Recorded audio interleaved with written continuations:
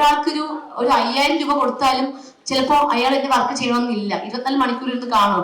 അപ്പം ഇത്രയും എക്സ്പീരിയൻസ് ആയിട്ടുള്ള ഒരാളെ കൈ കൊടുത്തേ നമുക്കൊരു സമാധാനം കാണും, ഇരുന്ന് കാണുമല്ലോ. നമുക്കൊരു നെഗറ്റീവ് വന്നു കഴിഞ്ഞാലും പുള്ളി അത് പോസിറ്റീവ് ആക്കി തരും, അല്ലെങ്കിൽ കറക്റ്റ് എന്താണ് ശരി അല്ലെങ്കിൽ തെറ്റെന്നുള്ളത് പുറത്ത് പബ്ലിക്കിൽ കാണിച്ചു കൊടുക്കുമല്ലോ എന്നുള്ളത്.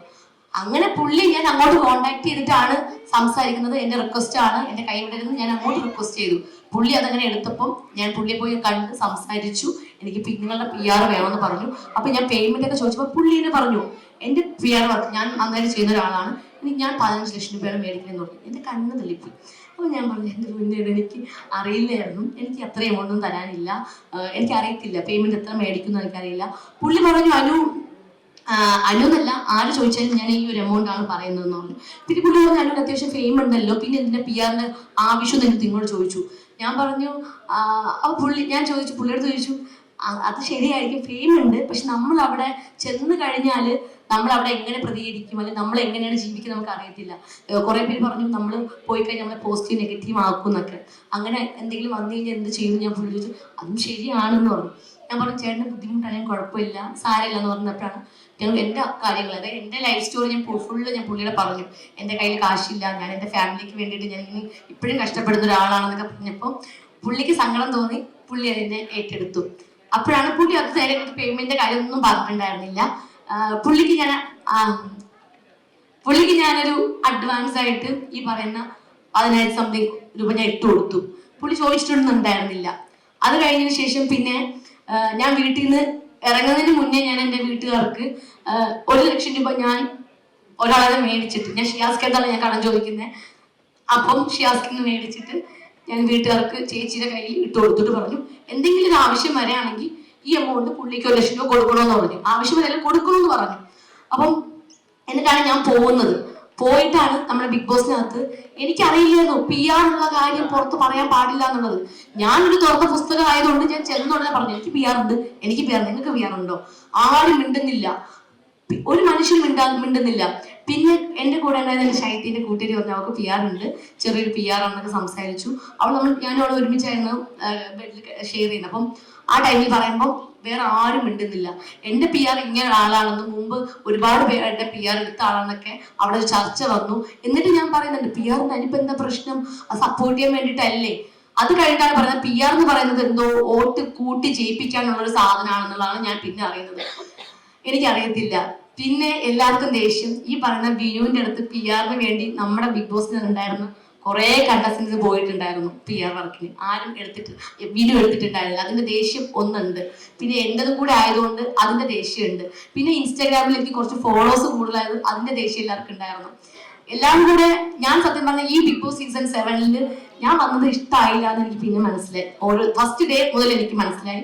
പിന്നെ ഞാൻ ഓരോ ദിവസവും എന്താ പറയണ്ടേ, എനിക്ക് വീട്ടുകാർക്ക് വേണ്ടി എനിക്ക് വേണ്ടിയിട്ടായിരുന്നു ഞാൻ അവിടെ ജീവിച്ചത്.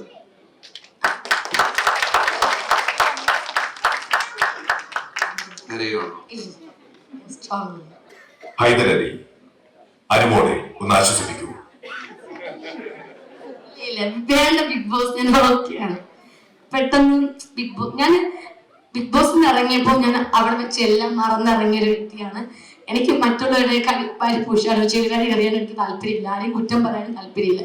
കാരണം ബിഗ് ബോസിൽ വന്ന എല്ലാ കണ്ടസ്റ്റൻസും നല്ല വ്യക്തികളാണ്, നല്ല ക്വാളിറ്റിയുള്ള വ്യക്തികളാണ്, എല്ലാം ശുദ്ധരാണ്, പാവങ്ങളാണ്. കാരണം വെച്ചാൽ എല്ലാവരും ജയിക്കാൻ വേണ്ടിയിട്ട് വന്നവരാണ്, ജീവിക്കാൻ വേണ്ടി വന്നവരാണ്, ഞാൻ എപ്പോഴും വന്നവരാണ്. അപ്പം ഓരോ വ്യക്തികളും അതിൽ നിന്ന് ഔട്ടായി പോകുമ്പോൾ എനിക്ക് ശരിക്കും സങ്കടം തോന്നാറുണ്ട്. കാരണം ഞാനാണ് അവിടെ സ്ഥാനത്ത് ഔട്ടാവുന്നുണ്ടെങ്കിൽ എനിക്ക് ഈ ഒരു ഫീൽ ആയിരിക്കും വരുന്നത് ഞാൻ അപ്പം മനസ്സിലാക്കുന്നുണ്ട്. കാരണം ചോദ്യങ്ങൾക്ക് മുന്നിൽ പിടിച്ചു നിൽക്കൂ. മനസ്സിന് ശക്തി പകരൂ. ഓക്കെ.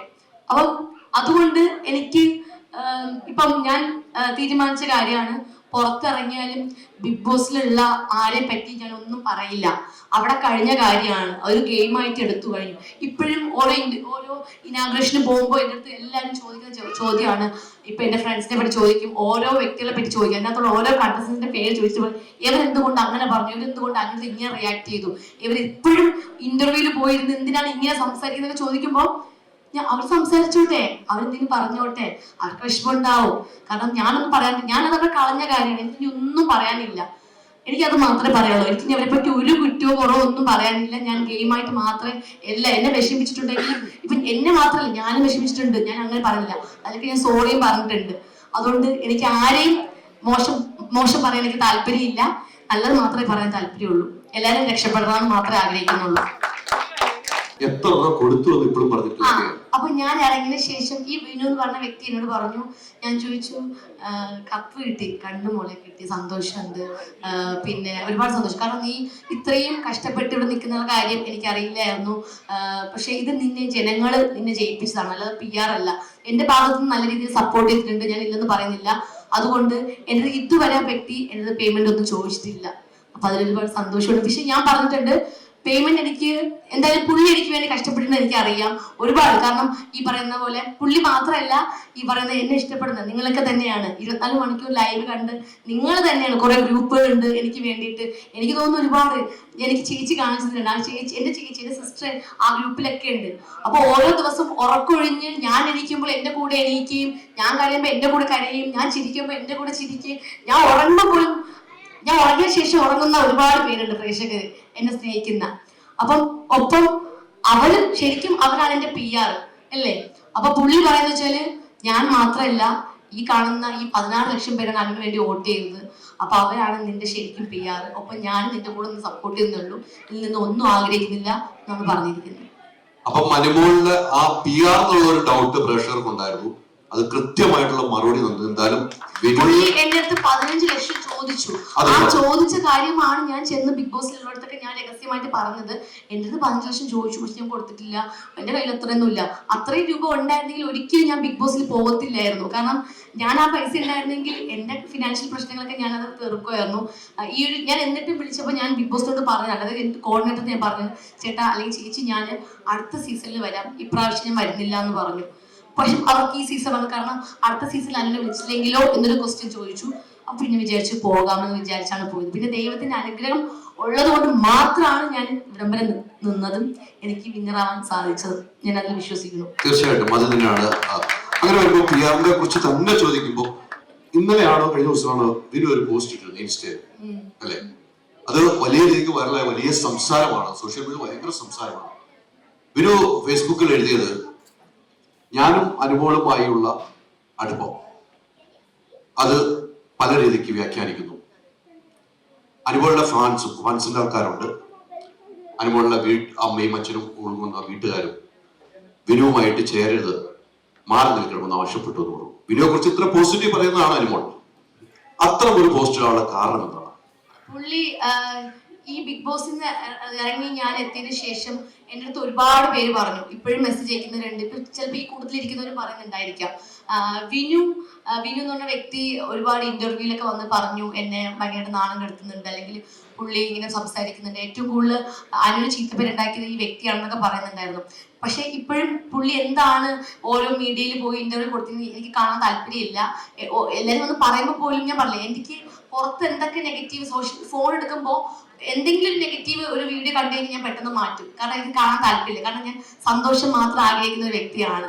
അതുകൊണ്ട് ഞാൻ പുള്ളിയെ പറ്റി എല്ലാവരും വന്ന് പറയും. കാരണം വീട്ടുകാർ ഉൾപ്പെടെ പറഞ്ഞു, അല്ലെങ്കിൽ എൻ്റെ ഫ്രണ്ട്സ് പറഞ്ഞു, റിലേറ്റീവ്സ് പറഞ്ഞു, പിന്നെ എനിക്ക് അറിയാത്ത ഒരുപാട് പേര് പറഞ്ഞു, എനിക്ക് കമന്റ്സ് വരുന്നുണ്ട്, എൻ്റെ മെസ്സേജ് വരുന്നുണ്ട്, പറയുന്നു ഈ വിനു ആയിട്ട് കുറച്ച് പേര് കേട്ടോ, എല്ലാവരും ഒന്നുമല്ല, കുറച്ച് പേര് പറയുന്നുണ്ട് വിനു ആയിട്ടുള്ള കോണ്ടാക്ട്സ് നിർത്തണം, വിനു ആണ് അതിനെ ഏറ്റവും കൂടുതൽ നെഗറ്റീവ് ഉണ്ടാക്കി തന്നെന്ന് പറഞ്ഞു.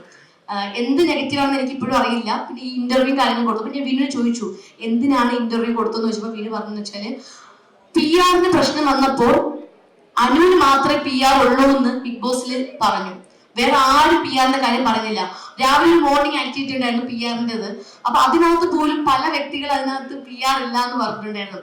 പക്ഷെ എനിക്കറിയാം അതിലുള്ള എല്ലാവർക്കും PR ഉണ്ടെന്ന്. പക്ഷെ അത് എന്തിന്റെ പേരിലൊക്കെ ചിലപ്പോൾ ആ ഗെയിമിന്റെ ഭാഗമായിട്ടായിരിക്കും, ചിലപ്പോൾ കള്ളം പറഞ്ഞ് പിടിച്ച് നിൽക്കാൻ വേണ്ടിയിട്ടായിരിക്കാം. പക്ഷെ പുറത്തിപ്പം വന്നു കഴിഞ്ഞു എല്ലാവർക്കും PR ഉണ്ടായിരുന്നു എന്നുള്ളത്. പക്ഷെ ഈ വ്യക്തി PR എല്ലാവർക്കും ഉണ്ടെന്ന് പറയാൻ വേണ്ടിയിട്ടാണ് പുള്ളി എല്ലാ ഇന്റർവ്യൂവിലും വന്ന് സംസാരിച്ചതാണ് പുള്ളി പറഞ്ഞത്. എനിക്ക് അറിയില്ല ഇപ്പോഴും. ഹോം അപ്ലയൻസ് വാങ്ങാൻ ഒരിടത്ത്, ക്രോക്കറി വാങ്ങാൻ വേറൊരിടത്ത്, ഗാഡ്ജറ്റ്സ് വാങ്ങാൻ വേറെ എവിടെയോ ഒരിടത്ത്. അതെ, എന്തിനെങ്ങനെ പലയിടത്ത് ഓടണം? മൈജി ഫ്യൂച്ചർ ഉണ്ടല്ലോ.